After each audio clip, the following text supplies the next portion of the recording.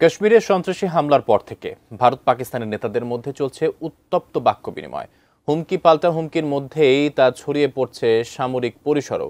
এরই মধ্যে যুদ্ধ বাদলে পাকিস্তানের পাশে থাকার ঘোষণা দিয়েছে ভারতের পাঞ্জাবের খালিস্তান আন্দোলনকারীরা। এমন পরিস্থিতিতে দক্ষিণ এশিয়ায় ভারতের আধিপত্য ঠেকাতে পাকিস্তানের পাশে ঢাল হয়ে দাঁড়ানোর ঘোষণা দিয়েছে চীন। এতে বেশ বেকায়দায় পড়েছে মোদী সরকার। বিস্তারিত জানাচ্ছেন শেখ ফরিদ।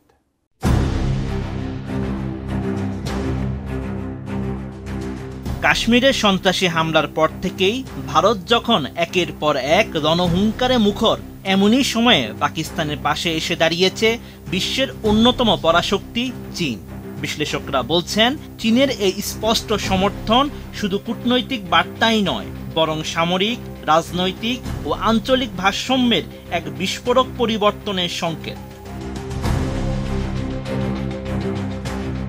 এর আগে গত 22 এপ্রিল ভারত শাসিত কাশ্মীরের পেহেলগামে এক ভয়াবহ সন্ত্রাসী হামলায় কেঁপে ওঠে অঞ্চলটি, যার ফলে মুহূর্তেই উত্তপ্ত হয়ে ওঠে আঞ্চলিক পরিস্থিতি। এই ঘটনায় মোদী সরকার সরাসরি হামলার জন্য দায়ী করে আসছে পাকিস্তানকে। জবাবে পাল্টা হুঁশিয়ারিও দেয় শাহবাজ শরীফের দেশটি। পরিস্থিতি আরো জটিল করে তোলে যখন ভারত সিন্ধু পানি চুক্তি স্থগিত করে।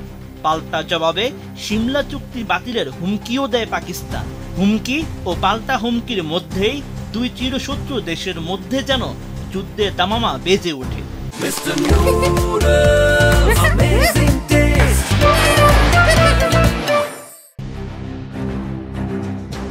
ঠিক এমন পরিস্থিতিতে পাকিস্তানের পাশে ঢাল হয়ে দাঁড়িয়েছে চীন।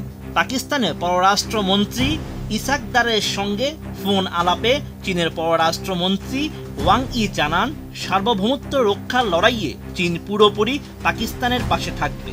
যদি ভারত উত্তেজনা বাড়ায়, তাহলে চীন সরাসরি পাকিস্তানের ঢাল হতে প্রস্তুত। সমরবিদরা বলছেন, ভারত পাকিস্তান যুদ্ধ যদি সত্যিই বাধে, তাহলে নয়াদিল্লির জন্য এই লড়াই হবে অসম। শুধু পাকিস্তান নয়, বরং চীনেরও শক্তিশালী সামরিক প্রযুক্তির মুখোমুখি হতে হবে ভারতকে। গ্লোবাল ফায়ার পাওয়ার ইন্ডেক্সের তথ্য অনুযায়ী চীনের সক্রিয় সৈন্য সংখ্যা প্রায় 20 লাখ, যেখানে ভারতের 14,40,000। শুধু সেনা সংখ্যা নয়, প্রযুক্তিগত দিক থেকেও চীন এগিয়ে।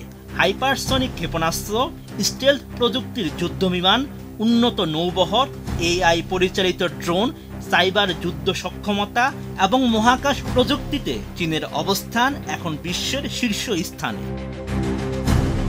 বিশ্লেষকদের মতে, পাকিস্তান ও চীনের এই যুগল সমর্থন ভারতের জন্য এক নতুন দুঃস্বপ্নের সূচনা হতে পারে। যদি কূটনৈতিক দরজা বন্ধ হয়ে যায় এবং সংঘাত আরও বাড়ে, তবে দক্ষিণ এশিয়ার ভূ রাজনীতিতে ভারতের দীর্ঘস্থায়ী আধিপত্যের সমাপ্তি ঘটতে পারে। Sheikh Farid, ATN news.